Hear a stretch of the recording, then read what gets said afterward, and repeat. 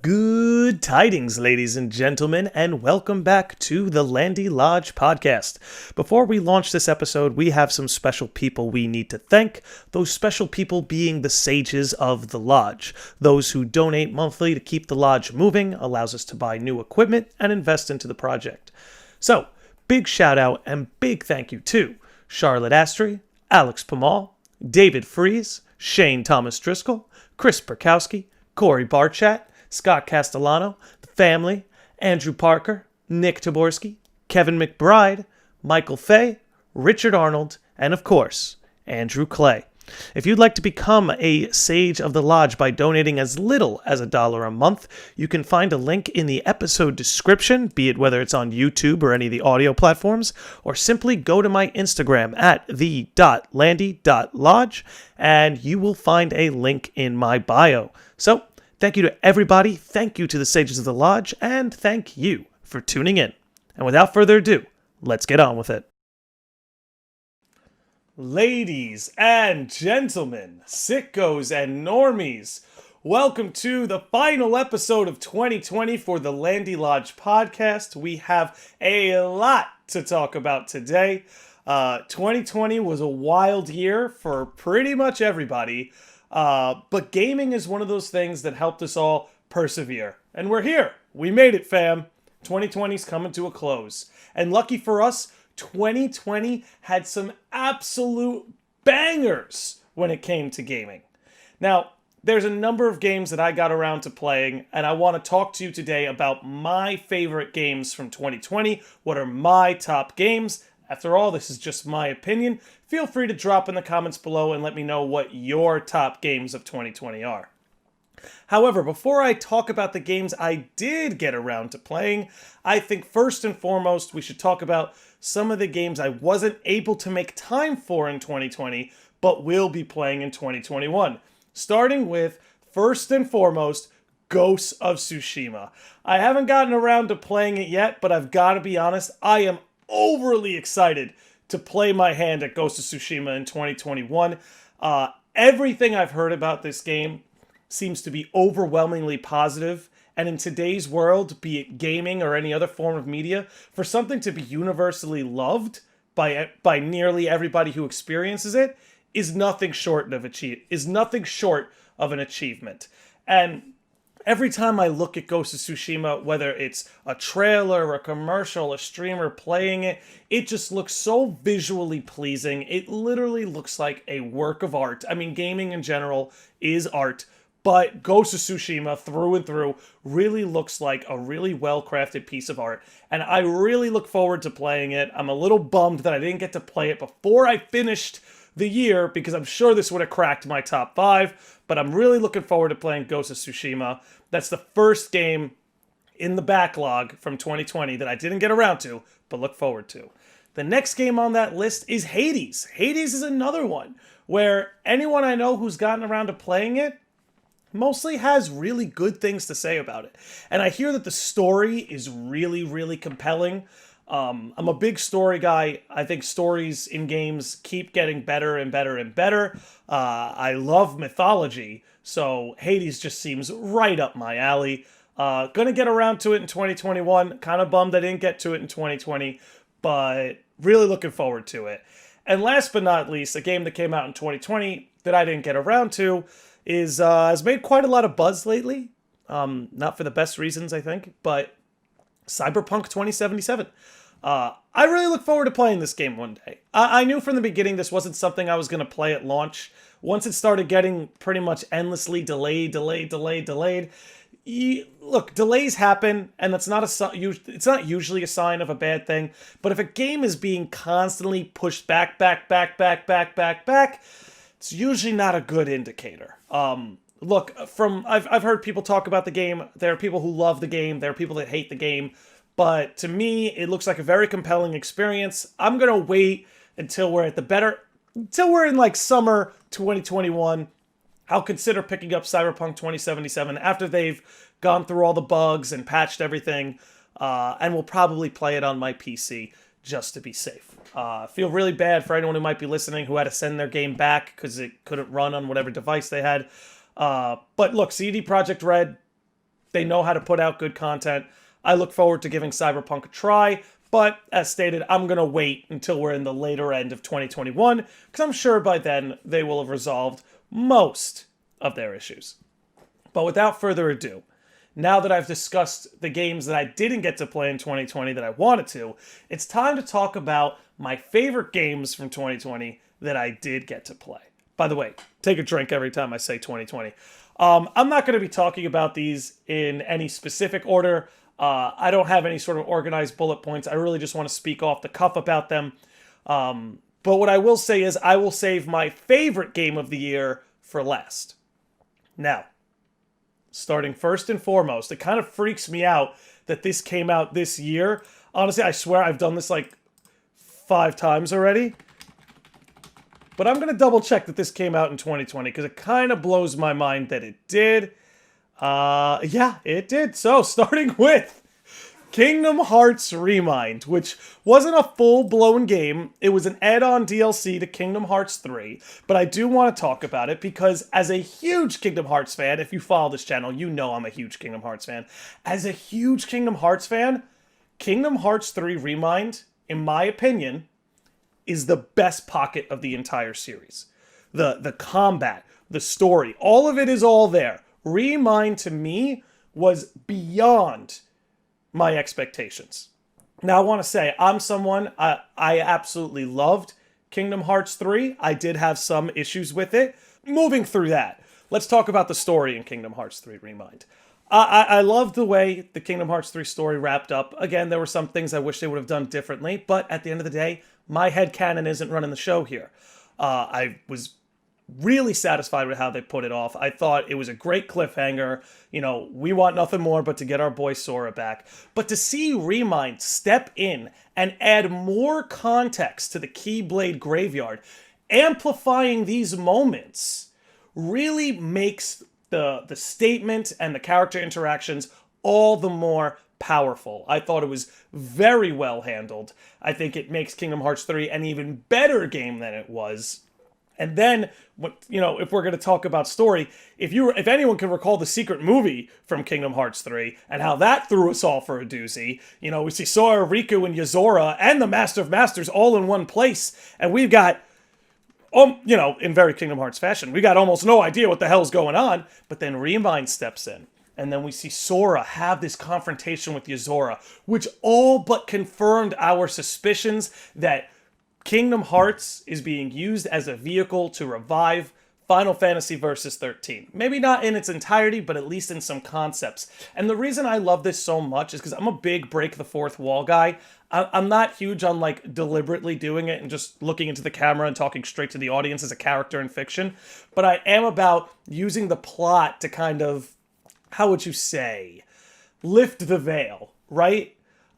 There's something Ansem the Wise said in Kingdom Hearts Dream Drop Distance when he talks about Sora, about how special a character Sora is and that he has this innate ability to recreate the people we thought were lost to us forever. That perhaps he has the power to recreate the hearts and existence of those who are connected to him. And, that's taken place. You see that play out throughout the series, whether it's with Roxas, Shion, Ventus, it goes on and on and on. But what I love is with Remind and with Yozora, that's being taken a step further. Sora is not just here to recreate the hearts and existences of those in Kingdom Hearts. He's legit going to recreate, at least assist in the recreation of the hearts and existences from Final Fantasy Versus 13. We see that with Yozora. We see that with the Nameless Star. I think it's an incredible development. There was already so much to be excited for in the Kingdom Hearts story, whether it's the foretellers, whether it's, having to find Sora, whether it's everything going on with Kairi right now. It just keeps piling on and on and on. But if you're like me, this Yozora stuff is probably the most exciting thing going on. I think it's the coolest concept. Like I said, I'm a big break the fourth wall guy. I would love to see this play out and see if Sora really can recreate the hearts and existence of those we thought might be lost to us forever. I just think it's great. Kingdom Hearts Remind crushed it, and I gotta say, I don't know if I'd call it the best part, but the data battles, man. The data battles. I have sunk maybe 50 hours, 40 to 50 hours into the data battles alone. I just mean, I love action RPGs, and the level of combat that this game took me to in those data battles on critical mode, it's just next level. It's the best, in my opinion, and again, you're all free to disagree. Drop in the comment section if you want to discuss it. But in my opinion, it is the best combat the series has ever seen.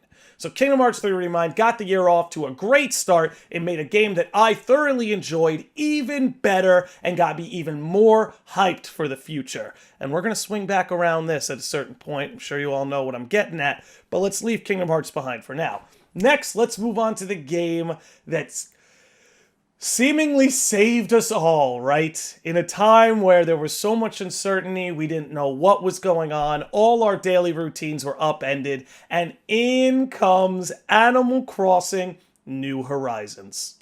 Now, I gotta tell you, I played Animal Crossing as a kid. I had it on the GameCube, absolutely loved it. I played Wild World, I played City Folk, but then eventually I fell off with the series. As much as I had enjoyed those games, I started gravitating more to action RPGs and adventure games and stuff of that sort. But, the timing was right, and it was time to swing back into Animal Crossing, and I have to say, it is thoroughly the best world builder game I've ever played. It's just, I'm amazed at how far these games have come.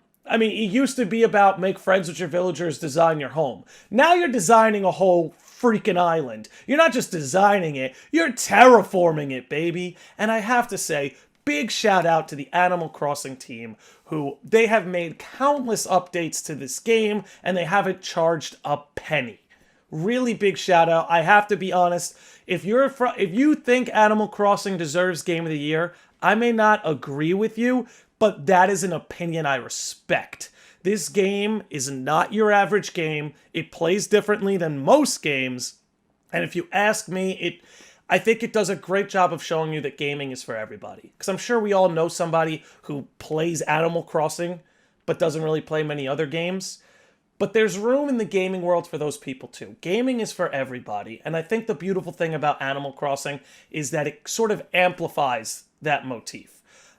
Big shout out to the Animal Crossing team. I absolutely love this game. I've put, I don't know, I'd have to check my Switch, but I know I put over 200 hours into it. I'm going to come back to it after I've cleared off my backlog a little bit, but I really look forward to jumping back into that world. It was a wonderful play this year. Big shout out to Animal Crossing, one of my favorite games. Look forward to playing it for years to come. Now, the next game isn't an entirely new game, sort of like Remind. It sort of patches in an epilogue, I think epilogue is the best way to put it. But I'm talking about Persona 5 Royal, and I have to say, I played base Persona 5. As you can see, for those of you who are watching, there's a Persona 5 poster behind me, right by my Alex Gray artwork. Look, I'm going to come out and say it. Persona 5 Royal is one of the greatest games ever made. Plain and simple. It's not my game of the year because I have personal preference, and also because I would say 80 to 85% of this game already came out years ago. I don't see it... I don't think it would be fair to give it Game of the Year, given that most of this game had already previously been released. However, with that said, I want to make it very clear, Persona 5 Royal is one of the best games ever made. It is in my top 5 favorite games of all time. If you haven't played it, if you haven't played it and you love JRPGs, you need to get on it. It is a brilliant game. It has a way of mixing up the gameplay where, like, every 30 minutes you feel like you're playing a different game. You could be in a life simulator, right? Hanging out with your friends, going to the gym, doing all these different things around the city of Shibuya or wherever it is you plan to spend your time.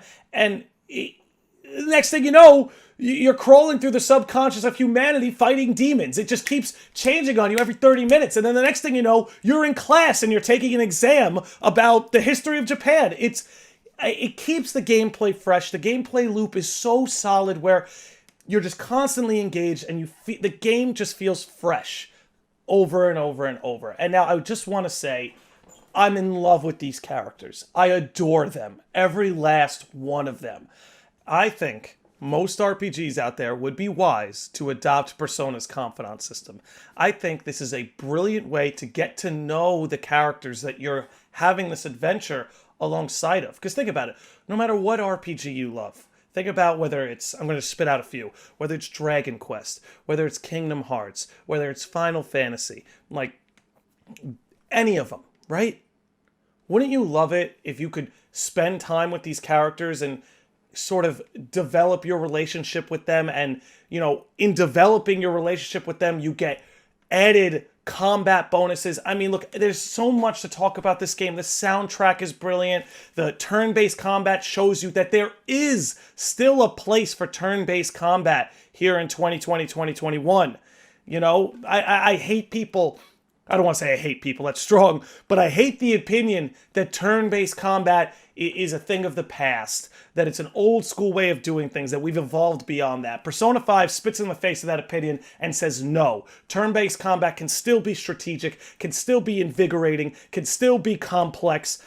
Everything about this game hit all the right notes for me. The story was there, the characters are there, the world exploring is there, the gameplay loop is there, combat, everything you're looking for in an RPG. Persona 5 has it at least a 9 out of 10. Not to mention the beautiful style and aesthetic that they pull off. Look, I could rant all day about this game. I really could. And if you'd like to see me rant about the ending, I got a whole podcast episode about it you could check out. But Persona 5 Royal was one of my favorite games of the year. Again, it made one of my favorite games even better. The new story additions made for a better finale. The new character developments. I mean, if you're someone like me and you love Akechi and you feel like Akechi kind of got gypped in the base game, oh Jesus, hold on. Spoiler alert. Spoiler alert. I'm gonna back off that one. But anyway, if you loved Akechi in the base game, you're gonna love him even more in the Royal. I'll say that without giving away too much. So go check out Persona 5 Royal, one of my favorite games of the year. Absolutely love and adore everything about it. I've literally played it twice this year alone. I'm looking forward to Persona 6, but also looking forward to Persona 5 Strikers, baby. A direct sequel to Persona 5. This story ain't done yet. Gotta love it. But let's move on to the next game. Moving on from this, and this is where things get a little surprising, because I didn't see this coming. You know, I knew Remind was coming out. I knew Animal Crossing was coming out. I knew Persona 5 Royal was coming out. What I didn't see coming at all, that turned into one of my favorite games of the year, was Hyrule Warriors Age of Calamity. I mean, where did this come from? We were all sitting here waiting for a Breath of the Wild 2 trailer to come around, waiting for some sort of update for that, and then they just hit us with, oh, so we got a Warriors game, which may or may not be a prequel to Breath of the Wild 1. I won't get into too many spoilers here. I think it'd probably be best for me not to go too far with that. But, I have to say, I'm not the biggest Warriors game fan. I do enjoy a good hack and slash, but I played the original Hyrule Warriors, and I had a great time playing it. I had it on the Wii U. It was a lot of fun, but I have to be honest, it wasn't, I don't want to call it a forgettable experience, but I've never really had the pull to go back to the original Hyrule Warriors. I played through it the first time, played with some friends, and then kind of left it behind. Age of Calamity, on the other hand, I could not stop playing this game. I've put over 50 hours into it. They tell a very good story. There are things I wish they might have done a little bit differently, but they tell a very, very good and compelling story. They look, I'm a big guy on characters. I love characters. I think a lot of the plots in video games are character driven, and I really like those types of stories. And in Age of Calamity, we got to see so many character interactions that we really kind of missed out on in Breath of the Wild 1. I mean, for better or worse, Breath of the Wild 1 does take place in a post-apocalyptic world, whereas Age of Calamity takes place before those things happened, so our characters have a little bit more leisure time to get to know each other and spend time together. And Age of Calamity absolutely delivered on that. They gave us character moments that we didn't think were going to be possible. But here they came, and they delivered, and tip your hat to them. Tip your hat to them. They're going to make the wait for Breath of the Wild 2 all the more easier. I thought Hyrule Warriors Age of Calamity absolutely nailed it. Again, there are things I would have done differently, but at the end of the day, my headcanon carries no weight. So I enjoyed it for what it was. It's a very fun, very enjoyable experience. Anytime Nintendo or another company has couch co-op in their games, it makes me very happy, because I think couch co-op, unfortunately, is being treated as a thing of the past, but I really would like to see it implemented more in action games, and Age of Calamity delivered on that. Also, the soundtrack to Age of Calamity, absolutely solid.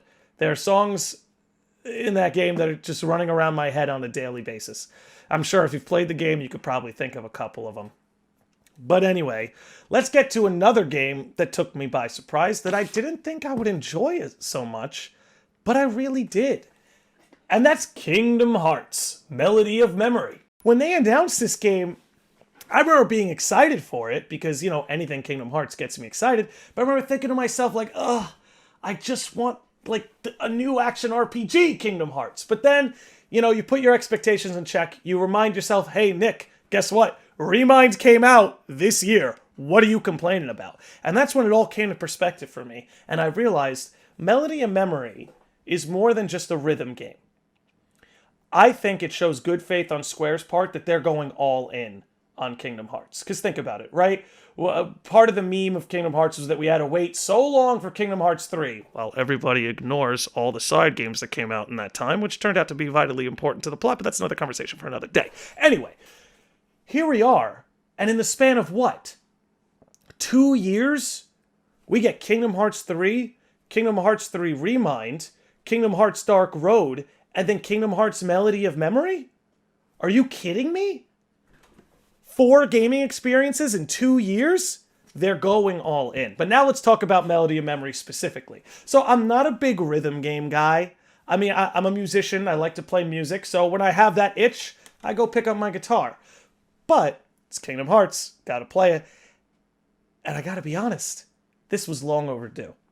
This was so long overdue because a big part of Kingdom Hearts' identity is the music. Because when we're talking about the goddess Yoko Shimomura, she's created a catalog of work in the Kingdom Hearts series that can be badass, that can be enchanting, that can be emotional, that can be groovy, that can be experimental. And playing through the soundtrack makes you realize, oh my god, there's not only so many songs that I've forgotten about, you realize, wow, I really vibe with a lot of these music tracks, with a lot of these different songs. And I gotta hand it to them. They did such a great job of making Melody of Memory feel like a Kingdom Hearts game. Because while you are playing in rhythm and have to do the actions in the rhythm of the song, it's like an action-based rhythm game. It feels like a Kingdom Hearts game. And for them to put that much love, care, and attention into something that could have so easily just been a cash grab, I was genuinely impressed. I did not think I would enjoy the game that much. This is a game I would recommend even to someone who's never played a Kingdom Hearts game before. Because as you progress through the campaign, Kairi, in a sense, gives you a summary of all the games. And I have to say, whoever worked on the localization, they did a fine job. I really think they did a good job of explaining the plots of all these different games and stringing them together. And the best part, in my opinion, just because I'm a fiend for story, was that at the end of Melody of Memory, we got like 20 to 30 minutes of new cutscenes adding on to the story. And I absolutely love that. I absolutely love that because it makes Kingdom Hearts, in a sense, feel like an anime, where new episodes are reaching us every few months. Whether you look at Kingdom Hearts 3, and then the Union Cross updates, and then Remind, and then Dark Road, and then Melody of Memory, it just keeps going, and it just keeps building. And to play Melody of Memory, and play through all those songs that I've loved so much since I was a kid, and then to get to the end, and to see the story build even more and more and more, and see it deliver character moments that we've wanted for so long. Like, look, I like Kairi's character. I do. But I will be the first to admit that her character kind of got pushed to the side after Kingdom Hearts 1. Kind of got pushed to the side. But Kingdom Hearts 3 did a fantastic job of roping her in, giving her a bigger role in the story, developing her character relationships, be it with Axel, with Sora, whoever she happened to be around at the time. And then for Melody and Memory to take it a step further and to literally put us inside Kairi's head and, in a sense, sort of explore her subconscious, I thought was brilliant. And I did a whole video on this. I don't want to get too in depth here, but I'm not only really excited for the future of Kingdom Hearts, I'm really excited for the future of Kairi's character, because I think she's really coming into her own, and that we've got someone really interesting to explore here. Because when you get behind the psychology of what's going on with Kairi, I think someone's a little scared of growing up. But that's another video for another day. Anyway, I want to end with my favorite game of 2020. This is my personal game of the year. This is my personal favorite game of 2020. And that is Final Fantasy VII Remake. I have no words. I have no words for how much I loved this game. And I have to be honest, Final Fantasy VII, the original, was the first RPG I ever played. It blew my mind as a kid because I did not think games like that existed. I remember the first time I ever laid eyes on Final Fantasy VII, my cousin was playing it in his bedroom, and I just sat there, mesmerized. I must have been 6, 7 years old, mesmerized at what I was looking at. I remember I ran home and started drawing up character sheets for me and all my friends at school. Like, I was inspired, amazed, and then for them to remake this game meant so much to me. And I was so scared, right? Because there's always a chance that they don't do it justice, right? And I remember being so afraid because there are things in the compilation material of FF7 that I thoroughly enjoyed.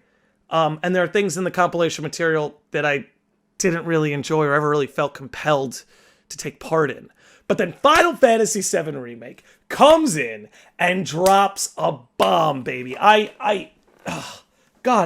is what I mean when I said I don't have the words for this. I don't have the words for this, but I'm going to try my best, okay? Here we go. I'm going to try my best. This game was phenomenal, starting with the combat. This was the most engaged I ever felt in the combat of an action RPG, mostly for the fact that every character had their own unique moveset. And every character, playing as them, make you feel like you're playing a different game. You know? You play as Cloud, you feel like you're playing an action RPG, hack and slash, anime dude with a big sword. You play as Barrett, it starts to feel like a shooter. You play as Tifa, it starts to feel like a beat 'em up. You play as Aerith, you're playing as a mage. You know, long distance magic attacks.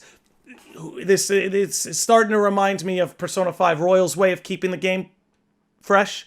Final Fantasy VII Remake really knew how to keep the game fresh because whichever character you were playing as made the game feel like a fresh, new experience.